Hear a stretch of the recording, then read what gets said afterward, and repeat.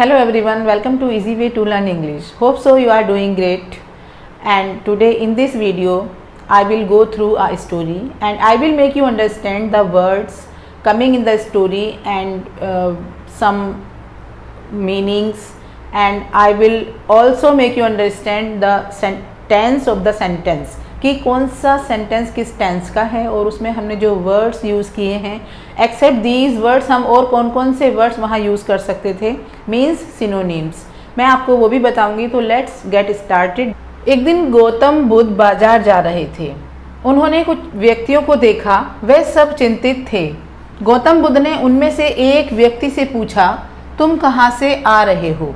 तो चलिए स्टार्ट करते हैं बनाना। एक दिन गौतम बुद्ध बाजार जा रहे थे। टेंस है ये, जा रहे थे हमारी आइडेंटिटी है पास्ट टेंस की, और जा रहे का मीन्स होता है आईएनजी लगाना। तो पास्ट आईएनजी हम लगाते हैं कॉन्टिन्यूस टेंस में, तो टेंस हो गया past continuous.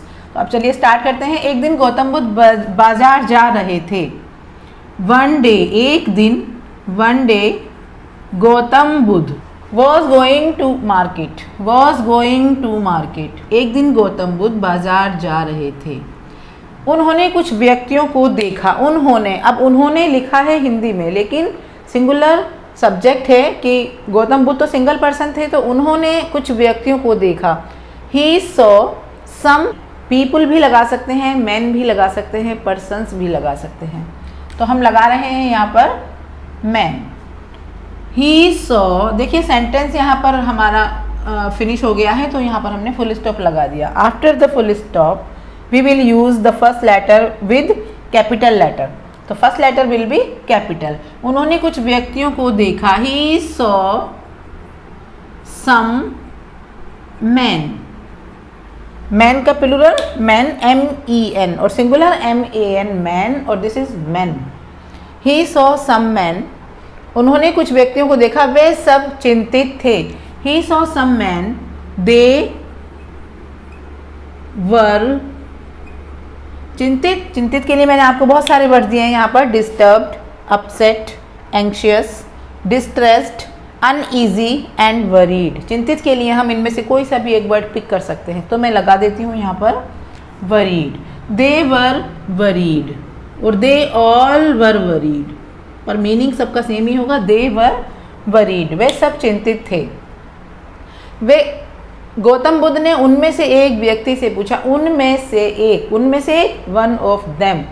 Gautam Buddha asked, मैं सिर्फ गौतम लिख देती हूँ यहाँ पर, गौतम आस्ड, उनमें से एक व्यक्ति से पूछा। Gautam asked one of them, उनमें से एक, Gautam asked one of them, तुम कहाँ से आ रहे हो? देखिए यहाँ पर जो है तुम कहाँ से आ रहे हो, ये क्योंकि इन्वर्टेड कोमा में लिखा है। इन्वर्टेड कोमा में जब लिखा होता है तो हम उसको बोलते हैं डायरेक्ट स्पीच। डायरेक्ट स्पीच का मतलब होता है कि जैसे स्पीकर ने बोला है वैसे का वैसे ही एज इट इज़ हम उसको लिख दें या उसको बोल दें, उसी के वर्ड्स में, उसी के सेम वर्ड्स में। तुम कहाँ से आ रहे हो, तो हमने इसको इन्वर्टेड कोमाज में किया हुआ है। और इतने परेशान क्यों हो? आस्क्ड वन ऑफ देम, तुम कहाँ से आ रहे हो? Where are you coming from.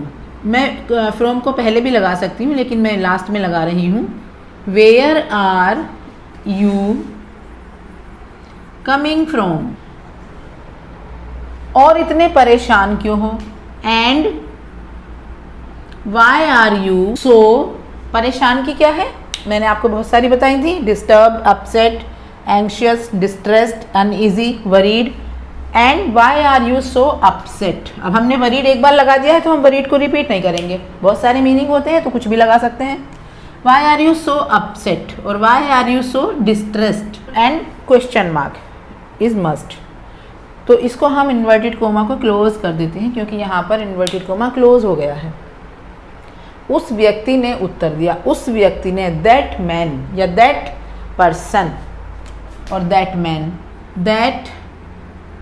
Man और द मैन भी लगा सकते हैं। ये तो डिटरमिनर होते हैं जो नाउन से पहले आते हैं, डिटरमिनर। तो दैट मैन और the man are the same thing. That man replied. Replied के लिए कौन कौन से वर्ड यूज कर सकते हैं? Answered, replied, responded, said, retorted and rejoined। इनमें से कुछ भी वर्ड हम ले सकते हैं। rejoined का मतलब भी होता है कि वापस से उत्तर देना, retorted वापस से उत्तर देना, और said ये सब सेम थिंग है, तो सेम वर्ड्स हैं। तो that man replied और answered, दैट मैन रिप्लाइड उस व्यक्ति ने उत्तर दिया, ओ साधु, साधु को कहते हैं हर्मिट। अब again this is inverted coma, तो हम इसको डायरेक्ट स्पीच वैसे के वैसे ही लिखेंगे। The man replied O hermit, हम राजा के महल से आ रहे हैं। महल की इंग्लिश होता है पैलेस। एक तो होता है प्लेस, प्लेस माने कोई भी प्लेस, कोई भी जगह, और महल पैलेस PALACE।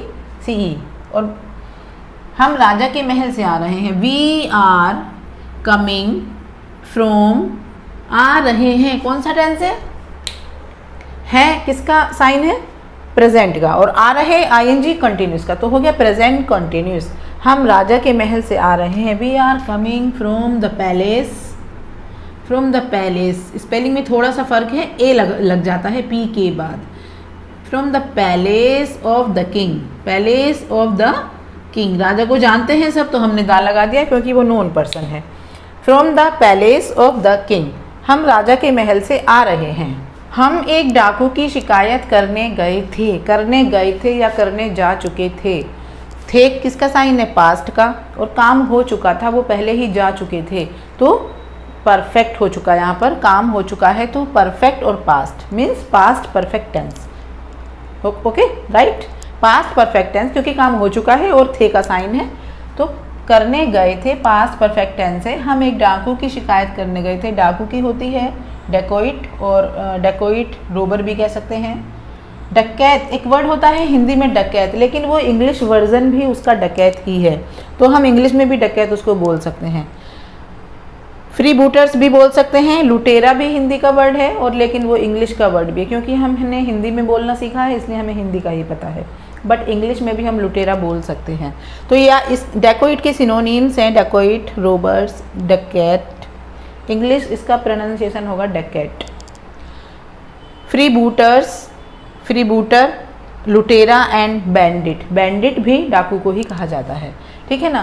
तो हम एक डाकू की शिकायत करने गए थे। वी गए थे, हैड गोन, क्या है पास्ट परफेक्ट का sign, had and gone third form. We had gone, शिकायत करने, we had gone to complain, to complain यहाँ पर इन्फिनेटिव बनकर आया है, एक verb infinitive. We had gone to complain a dacoit, we have gone to complain a dacoit, हम एक डाकू की शिकायत करने गए थे। यह सुनकर गौतम ने कहा, यह सुनकर, हियरिंग दिस, ये भी इन्वर्टेड कोमा का ही पार्ट है यहाँ तक, तो हमने इसको क्लोज कर दिया है, ठीक है। यहाँ पर हमने क्लोज नहीं किया था, यहाँ पर हमने इसको क्लोज कर दिया है, ओके। हियरिंग दिस, गौतम ने कहा, हियरिंग दिस, क्योंकि यहाँ फुल स्टॉप लग चुका है तो फर्स्ट लेटर कैपिटल बनेगा। हियरिंग दिस, गौतम ने कहा, गौतम सैड, गौतम एक प्रॉपर नाउन है क्योंकि नेम है किसी का, तो जी कैपिटल बनेगा।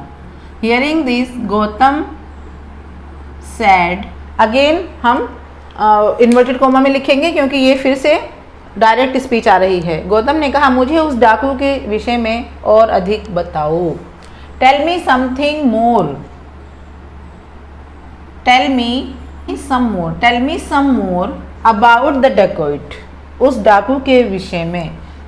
Tell me some more about the dacoit. अब डेकोइट हमने पहले भी लिखा था, अब भी लिख रहे हैं, हम कुछ और भी लिख सकते हैं। यहाँ पर रोबर भी लिख सकते हैं, लुटेरा भी लिख सकते हैं, बैंडिट भी लिख सकते हैं, बट मैं डेकोइट ही लिख देती हूँ, no problem. Tell me some more about the dacoit. तब उस व्यक्ति ने कहा, अब इसको क्लोज कर देते हैं इन्वर्टेड कोमास में। देन, तब उस व्यक्ति ने कहा, देन द पर्सन और the man, then the person said, तब उस व्यक्ति ने कहा, देन द पर्सन सेड, वह बड़ा भयंकर है। भयंकर की इंग्लिश देखिए मैंने पहले से ही आपके लिए लिखी हुई है, हम लगा सकते हैं terrible, scary, dreadful, fearsome, frightful and spooky, SPOOKY, इनमें से कोई भी वर्ड आप यहाँ पर लगा सकते हैं। देन द पर्सन सेड, वह बड़ा भयंकर है। अगेन हम इन्वर्टेड कोमा में लिखेंगे ही इज़ वेरी, वह बड़ा भयंकर है। ही इज़ वेरी नहीं लगाकर हम क्या लगाएंगे, ही इज़ टेरिबल। टेरिबल का मतलब बड़ा भयंकर ही होता है, बड़ा बहुत ज़्यादा। ही इज़ टेरिबल, और we can say he is scary, he is dreadful, he is fearsome, he is terrible. वो चीते से भी अधिक ताकतवर है। ताकतवर, ताकतवर के लिए स्ट्रॉन्ग लगा सकते हैं एंड पावरफुल भी लगा सकते हैं। ही इज़ टेरिबल और ही इज़ वेरी टेरिबल। वो चीते से भी अधिक ताकतवर है। He is powerful, he is sorry अधिक ताकतवर है, तो पावरफुल की हम क्या लगाएंगे, पावरफुल के लिए हम कंपैरेटिव डिग्री का यूज़ करेंगे। He is more powerful, he is more powerful than a tiger. Tiger से भी ज़्यादा पावरफुल है। उसने बहुत से व्यक्तियों को मार डाला है। मार डाला, किल्ड, और मार डाला है मीन्स मार चुका है। तो कौन सा टेंस हुआ, मार चुका है। Present perfect, present perfect, present का साइन है, काम हो चुका है, और है लगा है तो प्रेजेंट हो गया। और परफेक्ट क्यों हुआ, क्योंकि काम हो चुका है, मार डाल चुका है वो। तो फुल देन अ टाइगर, उसने बहुत से व्यक्तियों को मार डाला है। He has killed, has killed हम लगाएंगे प्रेजेंट परफेक्ट के लिए, has killed, he has killed many people, उसने बहुत से व्यक्तियों को मार डाला है। ही हैज़ किल्ड, यहाँ पर किल्ड थर्ड फॉर्म है because it is coming with has. He has killed many people, people तो पीपल ही रहेगा क्योंकि वो प्लूरल है ऑलरेडी। अगर हम पर्सन लगाएंगे तो उसमें एस लगा देंगे। He has killed many people. उसका नाम अंगुलीमाल है। आपने भी सुना होगा इसका नाम, आपने जो एक 6-7 क्लास में एक बुक लगती है उसमें अंगुलीमाल और बहुत सारे जो हमारे हिस्ट्री के जो हीरोज़ हैं जो रह चुके हैं पुराने टाइम में, उनकी स्टोरीज़ हैं उस बुक में, तो आपने भी ज़रूर पढ़ा होगा अंगुलीमाल के बारे में। He has killed many people, his name is, उसका नाम अंगुलीमाल है। कौन सा टेंस है, सिंपल प्रेजेंट है क्योंकि अंगुलीमाल है और हमेशा ही रहेगा, तो simple present. His name is Angulimal. ये सुनकर गौतम बुद्ध उस जंगल की ओर चल दिए जहाँ अंगुलीमाल रहता था। ये सुनकर, hearing this, again hearing this, Gautam Buddha उस जंगल की ओर चल दिए। अब पहले चल दिए की लगाएंगे, चल दिए। कौन सा टेंस हुआ, पास्ट इंडेफिनिट, क्योंकि अब उन्होंने जाना शुरू कर दिया। पास्ट इंडेफिनिट के लिए हम चल दिए के लिए क्या क्या लगा सकते हैं, सेट आउट, सेकंड फॉर्म है सेट की, सेट सेट सेट तीनों फॉर्म सेम ही होती हैं, set out. Headed for, headed for का मतलब भी किसी की तरफ को चल देना होता है, किसी भी साइड को। हेडेड फॉर, स्टार्टेड गोइंग, चलना, चल दिए। स्टार्टेड गोइंग मीन्स चलना शुरू करना। डिपार्टेड टू, डिपार्टेड का मतलब भी होता है लेफ्ट, लीव करना, और लेफ्ट भी लगा सकते हैं।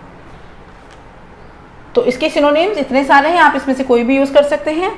ये सुनकर, हियरिंग दिस, गौतम बुद्ध उस जंगल की ओर चल दिए। गौतम बुद्ध सेट आउट में लगा लेती हूँ यहाँ पर, सेट आउट टूवर्ड्स, जंगल की ओर, towards, set out towards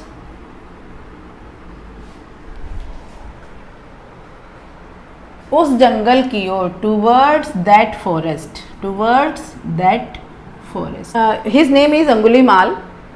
hearing this, sorry यहाँ पर आ जाएगा हियरिंग दिस के बाद गौतम बुद्ध, कौन चल दिया था, Gautam Buddha, Gautam Buddha. Hearing this, Gautam Buddha set out towards that forest, और टूवर्ड्स द फॉरेस्ट, क्योंकि फॉरेस्ट के बारे में बात हो चुकी है, तो टूवर्ड्स द फॉरेस्ट और टूवर्ड्स दैट फॉरेस्ट, जहाँ अंगुलीमाल रहता था। वेयर फॉरेस्ट, वेयर अंगुलीमाल रहता था, लिव्ड, वेयर अंगुलीमाल लिव्ड। तो एक बार जब कभी भी आप कहीं भी टेस्ट में या एग्ज़ाम में कभी भी आप कुछ भी लिखते हैं, कुछ एरर फाइंड आउट करते हैं, या कोई पैराग्राफ लिखते हैं, या कोई स्टोरी लिखते हैं, या कोई लेटर लिखते हैं, नोटिस लिखते हैं, तो हमेशा क्या करना चाहिए, उसको एक बार रिवाइज़ करना ज़रूरी हो जाता है। अगर आप रिवाइज़ नहीं करेंगे तो जो मिस्टेक आप निकाल सकते थे, जो हम काम करते करते मिस्टेक कर देते हैं, वो मिस्टेक भी आपका एग्जामिनर निकालेगा, जो कि नहीं होना चाहिए। एटलीस्ट जो मिस्टेक आप खुद से निकाल सकते हैं वो आप खुद से निकाल लो। तो एक बार हम इसको रिवाइज़ कर लेते हैं, एक बार इसको रीड कर लेते हैं, हो सकता है हमें भी कोई मिस्टेक मिल जाए, होता है ऐसा। One day Gautam Buddha was going to market. He saw some men. They were worried. Gautam asked one of them, "Where are you coming from?" and why are you so upset? That man replied, O hermit, we are coming from the palace of the king. और हम of भी लगा सकते हैं, we are coming of the palace of the king. यहाँ पर of और from दोनों ही वर्क करेंगे. We had gone to complain a dacoit. Hearing this, Gautam said, tell me some more about the dacoit. Then the person said, or then the person replied, or then the person answered, he is very terrible, or he is terrible. He is more powerful than a tiger. He has killed many people. His name is Angulimal. His name is Angulimal. Hearing this, Gautam Buddha set out towards that forest where Angulimal lived.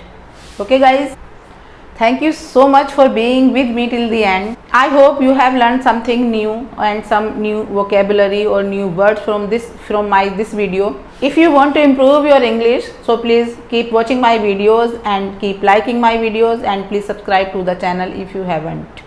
I will be back soon with some new chapter. Till then, bye. Keep learning, keep growing. Bye.